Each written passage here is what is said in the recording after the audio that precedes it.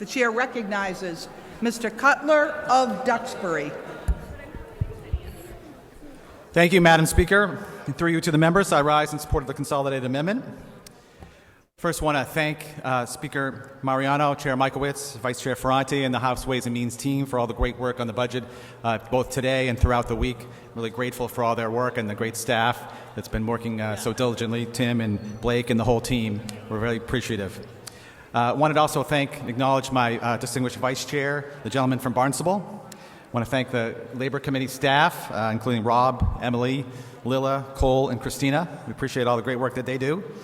And I wanted to thank and acknowledge the gentleman from Beverly, the distinguished chair of the Economic Development Committee, whose amendments are also part of this consolidated. So the good news is we're continuing to see positive news with our jobs. Unemployment rate has remained low at 3.7% for the last year, and we're seeing continued positive job growth. We're also seeing an uptick in the number of folks in the labor market. Since April of last year, the Massachusetts economy has gained nearly 76,000 jobs. Over the last year, 25,000 new jobs in professional, scientific, and business service fields have been added, while another 21,500 were added in education and health services. These data points tell us that the investments that we've made in our workforce are having a positive impact and paying dividends. The budget before us today continues that same trajectory. We're investing in our people, putting dollars into our skilled workforce, which we know powers our economy. We're also focusing additional resources to tap into new and underrepresented pools of workers. So I'd like to touch on a few of the highlights in Consolidated Amendment G. First up, the Career Technical Initiative. We budget $20.3 million for CTI. The goal is to expand the number of people being trained in our vocational technical schools by opening up an additional shift of learning. These expansions will provide opportunities for students at comprehensive high schools to enroll in vocational programs that will occur at the end of the school day. This second shift of additional classes will specifically be for adult learners seeking skills and certification in a number of industries with high levels of employer demand. I want to give you one example. It's actually one in my neck of the woods, the South Shore Technical High School in Hanover. They recently completed their first CTI graduation cycle with programs in automotive repair and welding. They had 12 automotive grads and 13 in welding. The students were required to take 220 hours of classes each, and all the students have job opportunities lined up with either labor unions or their employers after graduation. So you can see it's already proving quite successful. Another major line item that we're funding here in the budget is the Mass Hire Career Center. We budget $15 million, which is an increase of $9 million over House 1.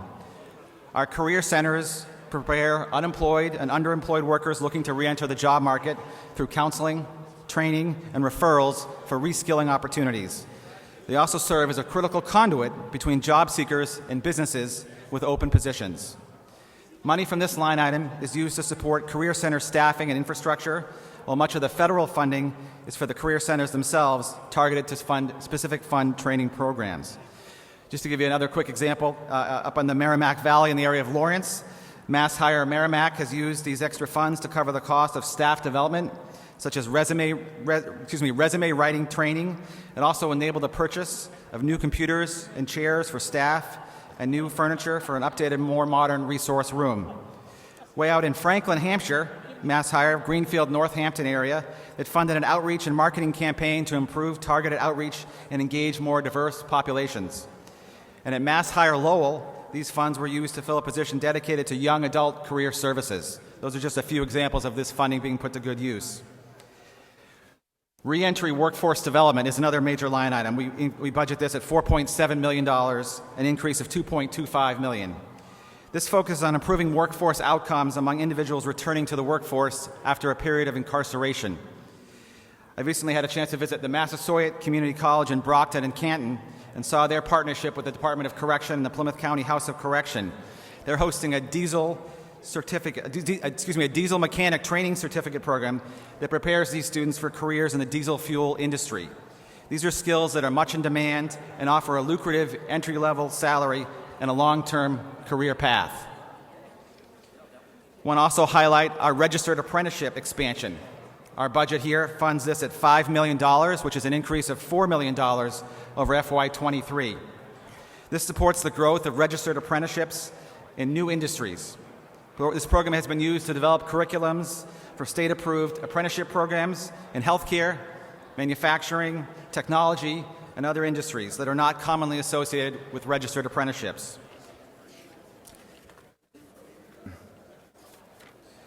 Recently had a chance to visit a company called Cengage in Boston in the Seaport area that's an IT company. They use apprentices to fill gaps in their workforce for software development and cybersecurity. Cengage shows that apprenticeships can be a successful model in the tech sector and encourage more non-traditional apprenticeship sectors to try out that model. I had the good fortune of meeting two people who had gone through the apprenticeship program, including one who had transitioned to a full-time employee at Cengage. These were people with little to no background in computer science, but who received virtual classroom training and then on-the-job training at Cengage. They spoke about how the value of being able to learn practical skills on the job and the benefit of being able to earn an income while getting an education. I want to also highlight the Workforce Competitiveness Trust Fund. We transfer $17 million to this trust fund, a $7 million increase over House 1.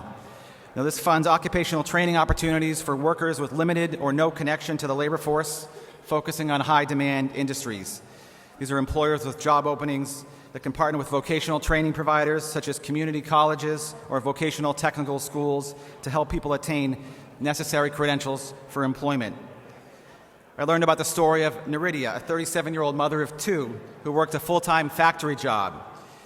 She had always wanted to work in the medical field and was able to go for a certified nursing assistant license through the Coastal Career Academy funded by WCTF. And in her own words, she said, quote, "I started the course and I was supported every moment of the way. I knew that whenever I had any doubts, all I had to do was make a phone call. The program also trained me for interviews, helped me with job applications, and set interviews for me, and even helped with transportation costs." I want to mention YouthWorks. It's a very popular line item. We fund this at $31 million in the Consolidated Amendment, a $15 million increase over House 1. YouthWorks provides job opportunities for low-income and opportunity youth aged 14 to 25 in cities across the Commonwealth. YouthWorks has recently been expanded to the age of 25, allowing more young adults to benefit from employment opportunities. Through mentorship and a job readiness curriculum, YouthWorks teaches young people many of the essential skills necessary to succeed in adulthood. The quick story, I Have a Future Coalition is a group of grassroots advocates working on economic justice policies to support teens of color. We learned about Kimora, a Worcester resident who received an opportunity through Youth Grow, which is an urban agricultural-focused youth development and employment program in Worcester. She also had an opportunity to intern at the Central Mass Regional Planning Commission, leading community outreach at North High. According to her, quote, "Having the opportunity to experience a variety of jobs and build skills within different trades will make everyone's future better." I want to mention briefly the Small Business Technical Assistance Grants. We fund this at $30 million. This is operated by the Massachusetts Growth Capital Corporation, provides technical assistance, education, and access to capital for small businesses. 25 of this $30 million is set aside for businesses that are minority-owned, women-owned, and veteran-owned, as well as those that are focused on reaching markets made up of socially and economic disadvantaged groups.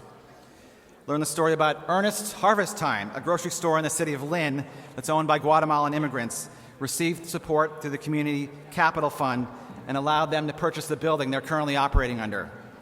We also learned about a company called Fresh Food Generation in Dorchester. It's a food truck and catering company that serves Latin American and Caribbean food. They were able to get assistance on tracking costs and keeping accurate records, standardizing recipes, and gave them an opportunity to experiment with menu options and production systems. The Consolidated Amendment also makes an important but technical change to what's known as topping off, has to do with paid family and medical leave. I want to thank the gentleman, the distinguished chair of Public Service Committee, for his work on this. This Consolidated Amendment includes a technical change to PFML that allows employees to use existing sick, vacation, or personal time to supplement their paid family and medical leave benefits up to 100% of their weekly wages. This topping off provision, as is known, will provide clarity to employers that want to take part in the state paid leave program, but also want to offer employees the opportunity to benefit from more generous wage replacement. And finally, I just wanted to mention Mass Reconnect. This is a new program situated under the Executive Office of Education, but it is a critical part of the workforce budget. This budget provides $20 million for last dollar support through scholarships through Massachusetts residents over the age of 25 to attend community college for free. This financial support is provided through the program would cover tuition, fees, books, supplies, making it easier for low-income students to enroll and remain enrolled. It also targets training opportunities for in-demand jobs in industries like clean energy, advanced manufacturing, and healthcare. So if there's a common thread in all these line items, we're investing in our people, as I said, putting dollars into our skilled workforce, which we know powers our economy. I want to thank you for consideration. I ask when a call of the yeas is when a call is taken, it's taken by a call of the yeas and nays. I ask for a favorable vote. Thank you. Under House 33F, a roll call.